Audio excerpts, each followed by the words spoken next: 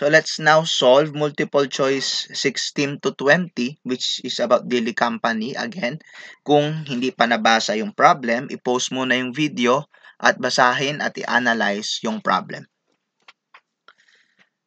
So, the first item or items na tinatanong ng problem ay yung gross purchases for January at saka inventory at the end of December. So, sabay na natin siyang sosolvin, no? Kasi magkadugtong yung kanilang solution.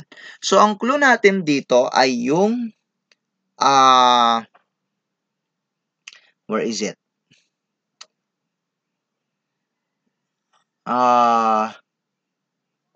Wait, nawala ako. Ayun!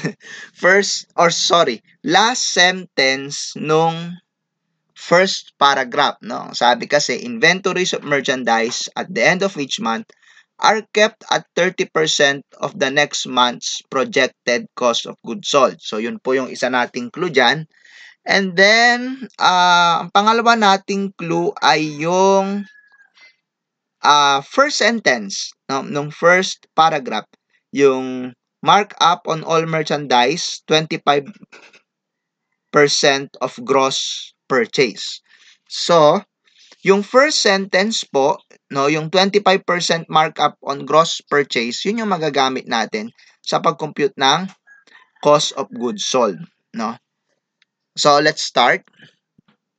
So, ang format ng ating solution will be yung natutunan natin nung tayo ay nasa financial accounting sa merchandising business, no?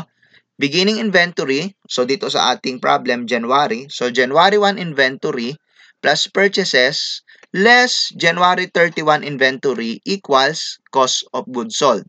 So, ito po yung format na gagamitin natin with a little modification. So, magkakaroon tayo ng konting mga algebraic processes like transposition. So, let's start. So, ang cost of goods sold for January will be computed as on-account sales na 1,500,000 plus cash sales na 250,000. So, yun yung total sales for January divided by 1.25. So, ano po yung dahilan ko bakit ito yung solution natin? Yung first sentence ng first paragraph. Sabi kasi, the company marks up all merchandise at 25% of gross purchase. So, ibig sabihin, yung sales ay 125% ng cost of goods sold. No? So, para ma-compute yung cost of goods sold, syempre, i-divide natin yung sales by 1.25. So, that will give us a cost of goods sold amounting to 1,400,000. So, using our format, ganito na po yung magiging itsura niya. Yan. So, na-fill up na po natin yung cost of goods sold amount niya na 1,400,000.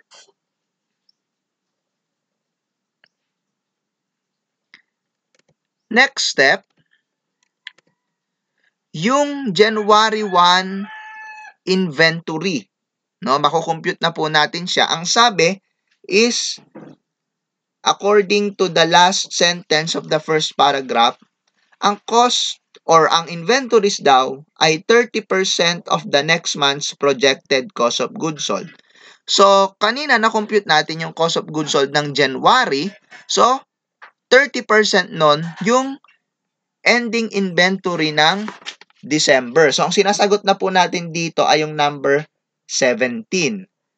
No? So, 30% of 1,400,000 is 420,000. Yun po yung ending inventory ng December na beginning naman ng January.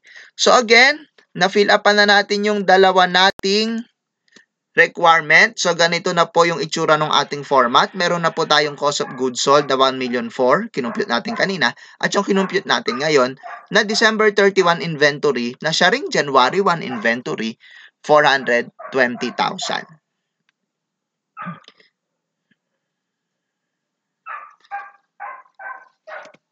Next step, we will compute for the inventory ng January 31. No? Bakit natin kailangan yon? Balikan natin yung format natin. So, dalawa pa lang yung na-fill up pa natin, January 1 inventory, tsaka cost of goods sold. So, we also need January 31 inventory para ma-compute natin yung purchases na nawawala. So, to compute for the January 31 inventory, we have to multiply 30% to the February cost of goods sold. Ano ang basis natin ng solution na to is, again, yung last sentence ng first paragraph, which says, inventories of merchandise at the end of each month are kept at 30% of the next month's projected cost of goods sold. So, ibig sabihin, yung January 31 inventory ay 30% ng cost of goods sold ni February. So, let's now solve for the January 31 inventory. So, substitution, 30% times the quantity 2,050,000 divided by 1.25. Ano naman yung basis natin nung 2,050,000 divided by 1.25? Yung 2,050,000 ay yung total sales for February. So, kung titingnan mo yung given, meron kang 1,007,000 on-account sales at 350,000 cash sales for February. So, combine mo po yan, you'll get 2,050,000. Divided by 1.25, ano yung basis natin nun? First sentence, first paragraph. Okay, yun. So, sabi ng per sentence, markup on all merchandise is 25% of gross purchase. So, dividing the February sales by 1.25 will give you the amount of cost of goods sold. Kasi nga po, lumalabas na yung sales ay 125% nung cost nung inventory na nabenta. So, kapag tinuloy-tuloy mo po yung pag-solve dyan, you will get inventory of January 31 na 492,000. Yun po yung sagot natin sa, hindi pa pala. Okay? Hindi pa pala yun yung hinahanap natin. Ang hinahanap pala number 16 ay purchases for January. So, January 31 inventory is 492,000.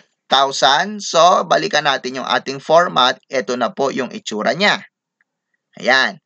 Meron ka ng inventory January 1, inventory January 31, at saka cost of goods sold na 1,004,000. So, purchases na lang nawawala. So, gamitan mo na lang siya na algebra. So, purchases equals, no? Yan, gagamit ka lang dyan ng mga transposition. So, 1,004,000, ang basehan nito ay, again, ito ha, yan. Yan. So, mangyayari dyan, 1,004,000 plus 492 less 420 as shown here. Ayan. So, you will have purchases amounting to 1,472,000. Yun po yung sagot natin sa number 16, letter C.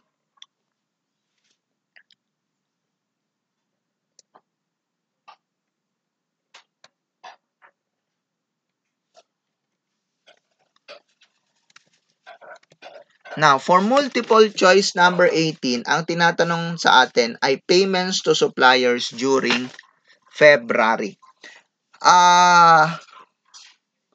Ang clue po natin ay yung first paragraph, no?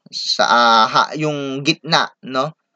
Ng first paragraph. All purchases are made on account with terms 110, net 60.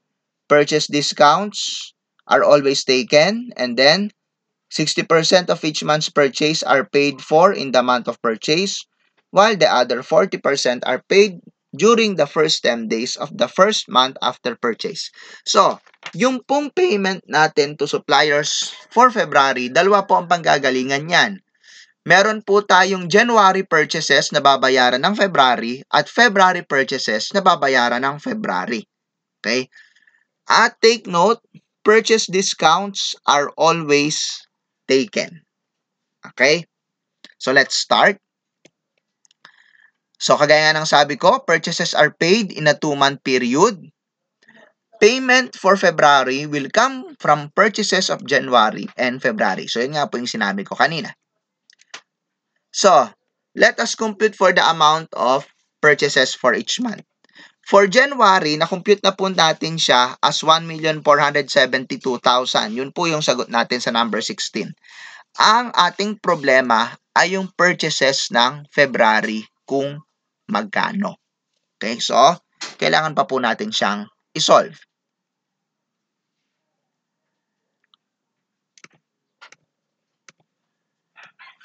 So, ito po yung magiging formula natin to solve for the February purchases.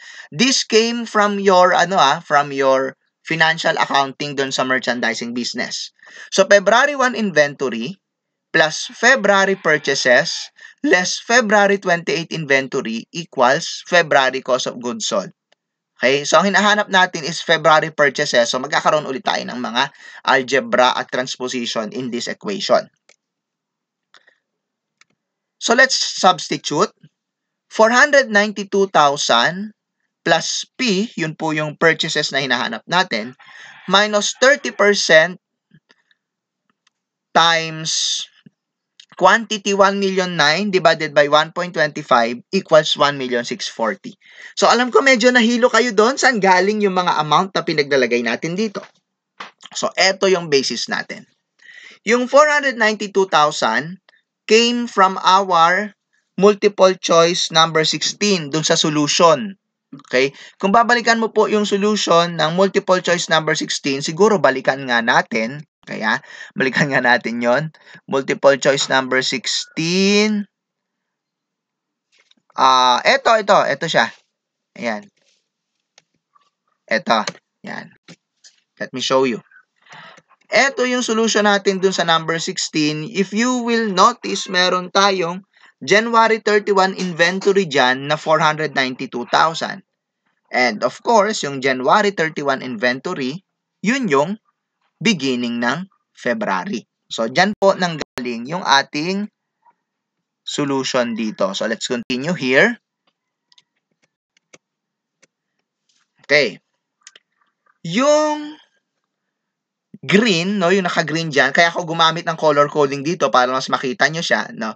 Yung 30% times 1,009,000 divided by 1.25.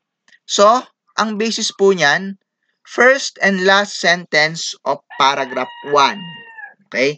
So, ang kinumpute natin dito is February 28 inventory. Ano ba yung sinasabi ng first and last sentence of paragraph 1? Sabi kasi ni last sentence ay, again, yun daw inventory at the end of the month ay 30% ng next month's cost of goods sold.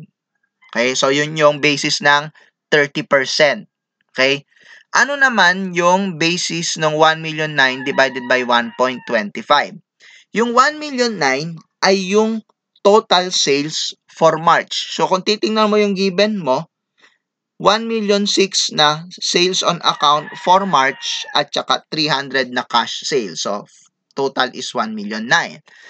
Divided by 1.25, ang basis nun ay yung first sentence ng first paragraph which says, markup on all merchandise is at 25% of gross purchase. So, ibig sabihin, ang cost of goods sold ay, ang sales ay 125% ng cost of goods sold. So, to compute for the cost of goods sold, you have to divide the sales by 1.25.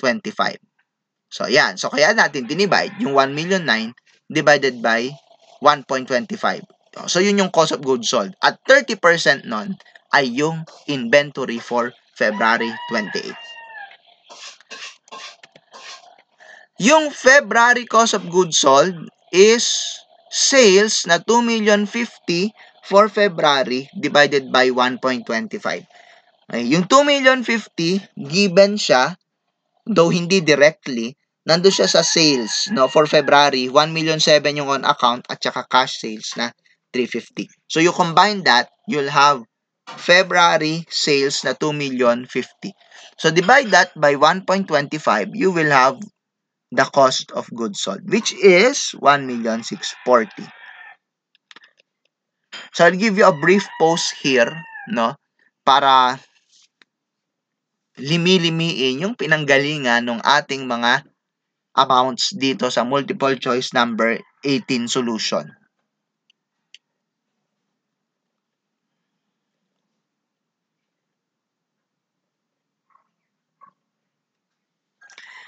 So, continuing the equation, no?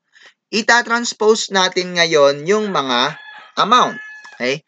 So, purchases equals, medyo nag-shortcut ako dito, no? Purchases equals 1,640,000 minus 492 plus 456. Yung 456, yung sagot dun sa green. No, yung naka-green na 30% times blah, blah, blah. So, 456. So, sinolve ko na siya and at the same time, tinranspose ko siya. Okay? So, you will arrive at amount of purchases of 1,604,000.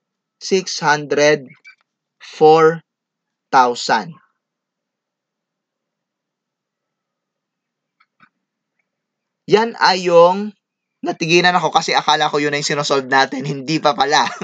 Yan po yung purchases for February. Hindi pa pala yun yung sinosolve natin kasi hinahanap pala ay projected payments to suppliers during February. So, ang nasolve pa lang po natin ay purchases ng February. No?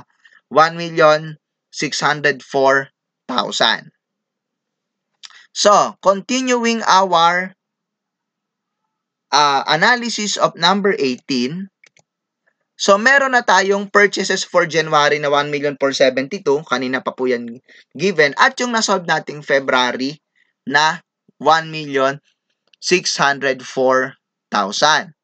So, ngayon, ang kailangan nating masolve ay yung payment, no, for suppliers during February. So, let's continue. Payment to suppliers for February. Ang solution natin is 1,472,000 times 40% times 99% plus 1,604,000 times 60% times 99%. O saan naman galing yung mga amounts dito? Okay? Yung first part, no, yung 1,472,000 times 40% times 99%. Sabi kasi ng problem ay ganito. Nandun ako sa first paragraph. Nakalagay, normally, 60% of each month's purchases are paid for in the month of purchase, while the other 40% are paid during the first 10 days of the first month after purchase.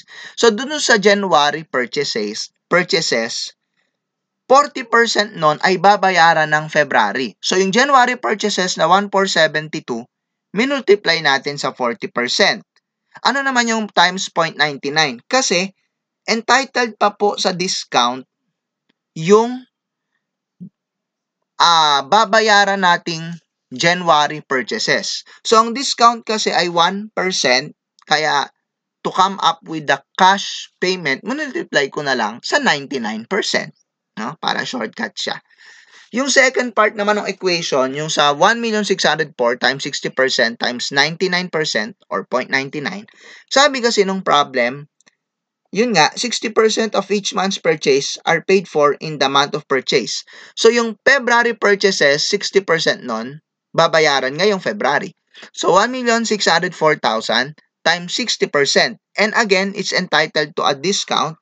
So, discount is 1%, kaya ang ibabayad natin, 99% na lang. So, times 0.99. So, yun po yung ating basis dyan. So, you will come up with payment to suppliers, 1,535,688. So, that's letter B. Ngayon, isa sa mga naging issue dito na na-erase sa akin ng isang section, bakit daw lahat ng payment ay entitled sa discount? Kagaya, lalo na daw yung 40%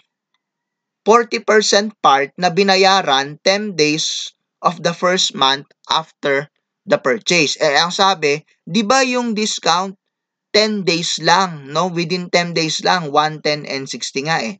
So, ang discount within 10 days lang. Bakit yung binayaran next month ay entitled pa rin sa discount? Lampas na siya dun sa 10-day discount period. Ngayon, ang sagot po dyan, dalawa. Ang una kong sagot, yung second sentence ng first paragraph. Sabi niya, purchase discounts are recorded as miscellaneous income and they are always taken. So, ibig sabihin, always discounted yung lahat ng pagbabayad ng company sa supplier. So that's my first answer. My second answer is, wag po kasi nating isipin na yung purchase ng company ay isang bagsak, isang araw. Alalahanin po natin na yung purchases niya ay nakaspread over sa iba't ibang araw ng January at February. So, ibig sabihin, kung nakaspread over yan at hindi nangyari yung purchases ng isang bagsakan sa isang araw, posible talaga na merong mga purchases, especially yung mga nangyari na purchases at the closing days of January, na entitled pa rin sa discount. Kaya nung binayaran ng February, ay discounted pa din. So, yun po yung aking explanation dyan. So, again, our answer is 1,535,688 for number 18.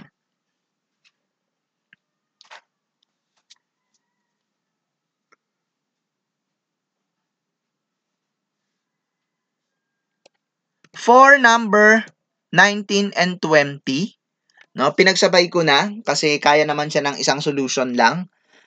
Ang tinatanong kasi sa atin, projected sales discount to be taken by customers making remittances during February at saka total collections from customers during February. Yung number 20 na question, medyo madaling intindihin. Total collection from customers during February. Ang medyo tricky ay yung number 19. Baka akalain nyo, ang tinatanong lang niya ay yung discount na matetake nung mga galing sa February sales. Hindi po. Ang sabi niya, lahat ng discount nung mga magbabayad sa February. So, yung mga magbabayad sa February, meron po dyan ay galing sa January customers or January accounts. So, yun po yung dapat nating linawin dyan. So, let's proceed. Magkano ang total collection at total discount na makukuha ng mga customer na magbabayad sa February?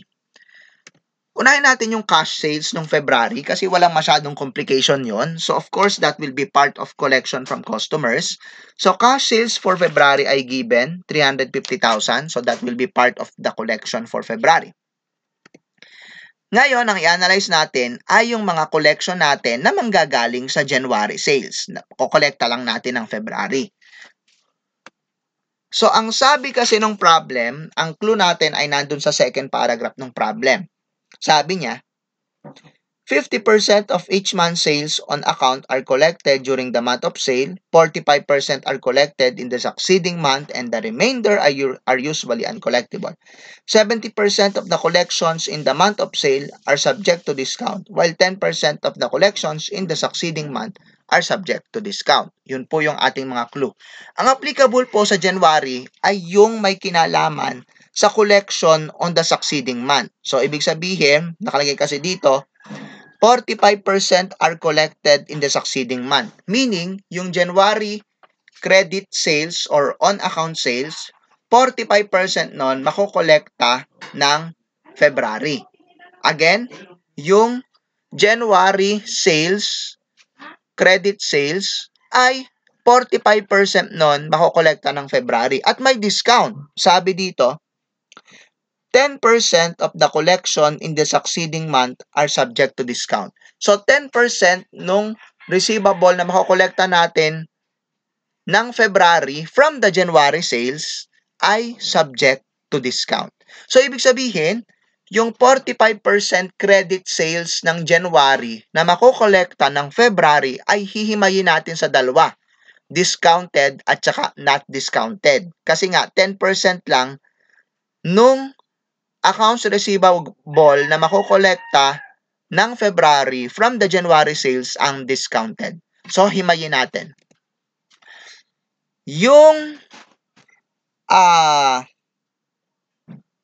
January sales on account ay 1,500,000. No? So, I think I'll open my calculator para mas mapadali tayo. Wait lang Okay.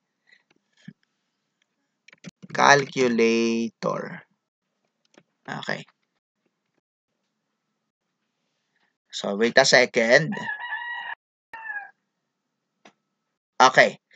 So, ayon sa ating problem, yung January sales ay 1,500,000. 45% niyan makokolekta ng February. So, you multiply that by 0.45. So, yung total receivable na makokolekta mo is 67 or 675,000. Partially discounted, partially hindi. Ang sabi ng problem, 10% of the collection in the succeeding month are subject to discount. So, 10% niyan, nung 675, kahit hindi na natin siguro i-calculate, 67,500 discounted. So, ibig sabihin, yung natitirang 90% nung 675 ay hindi discounted. So, kunin lang natin 90% niyan, 607,500. So, that explains yung ating solution here. So, ayan, ito nga. Okay. So, yung 67,500, kagaya ng sabi ko kanina, ay discounted. So, meron kang makukolekta dyan na 98%. No? So, 67,500 times 98%. Yan, ipakita natin dito. Yan, 67,500 times 98%. Ayan, ayaw niya. Ayun, 66,150. Yun yung cash collection mo dun sa 67,500. Ang discount mo, 67,500 times 2%. 1,350. As shown here. Ayan. 67,500. Ang collection mo lang dyan, 66,150. May discount kang binigay sa customer na 1,350. Ang without discount, yung 607,500. So, wait, ba't ito napunta sa discount? This is supposed to be collection. Okay? So, pakiisod na lang, hindi ko na napansin ito. So, collection, 607,500. No? Hindi siya kasama sa discount. Doon siya sa kabilang column, collection. From February, ito po yung ating solution, no? So, i-analyze muna natin. Okay? Wait, ha? So, let's have our calculator again.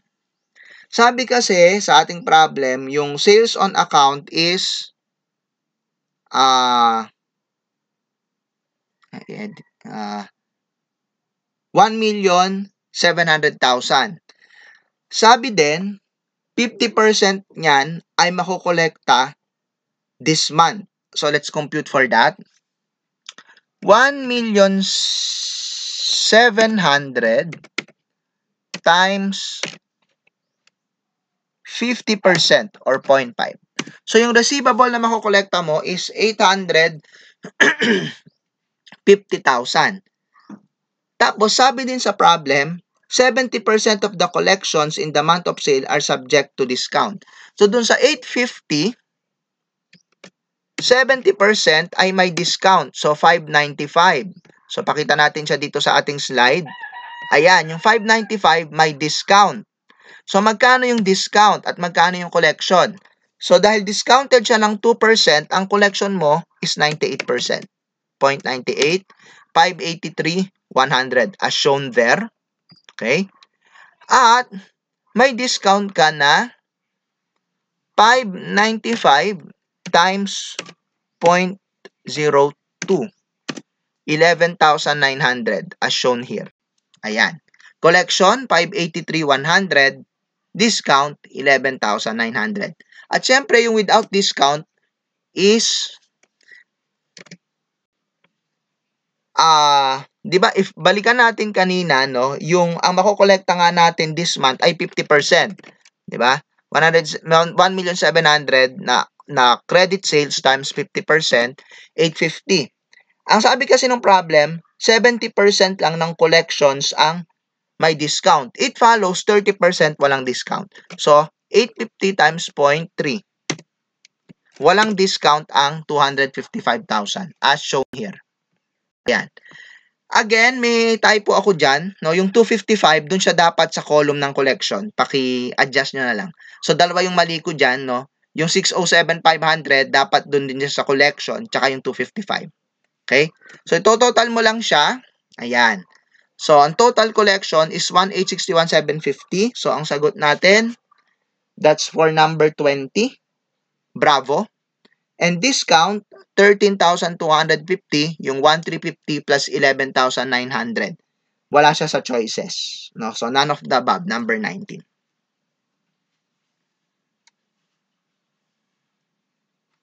Again, bago ko i-end yung video, may correction tayo dito sa screen na to ha. Yung 607,500, dun siya sa collection, no? Hindi siya sa discount. Ganun din yung 255, no? Hindi siya discount, collection po siya.